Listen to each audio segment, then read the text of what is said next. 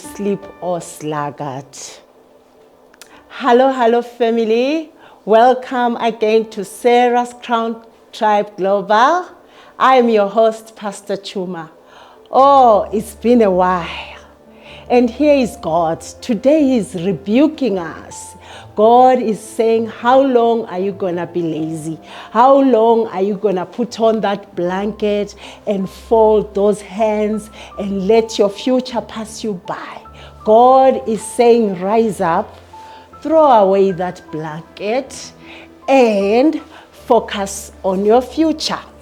You know, laziness robs us from a lot of things. Laziness robs us from growth and from success. So if you want to succeed in life, drop out that laziness.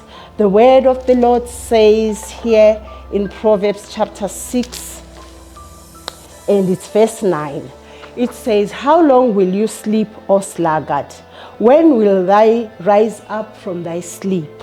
Yet a little sleep, a little slumber, a little of folding of hands to sleep, so shall thy poverty come as one that travelleth, and thy want as armed men. So the Lord is encouraging us to rise up and fight for our purpose, to rise up and fight for what the Lord has called us to do in this world. So someone might ask, of course I am lazy. Of course, I am not encouraged to wake up. What should I do? I will encourage you that go to the Lord and ask Him in prayer and ask Him genuinely that, God, I'm tired of this laziness. I'm tired of this situation of letting my future pass me by. I'm tired of letting my purpose pass me by. And you ask God genuinely in prayer. God is faithful to answer your prayer. So the other reason that may help you to get out of this laziness is to know your why. Why were you born? Why are you in this world? Why are you born again? If you know your why, then it's easy to wake up in the morning without even an alarm. I used to sleep through alarms until I knew my why.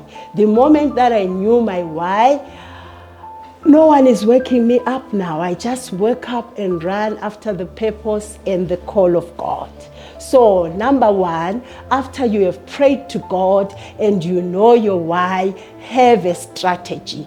Have a strategy. How am I going to execute my vision? How am I going to execute what the Lord has put in my heart, in my spirit?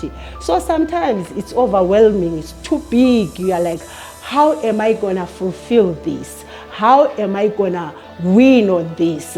If your strategy, if your purpose is too big, you can cut it down into small goals that you can achieve. You know, small goals, we have 365 days in a year. If you do something, at least one goal towards your bigger vision every day, you are doing something. And at the end of the day, by the end of the year, you realize, I've done this, I've done that. The other thing, after you have your vision, you have your strategy,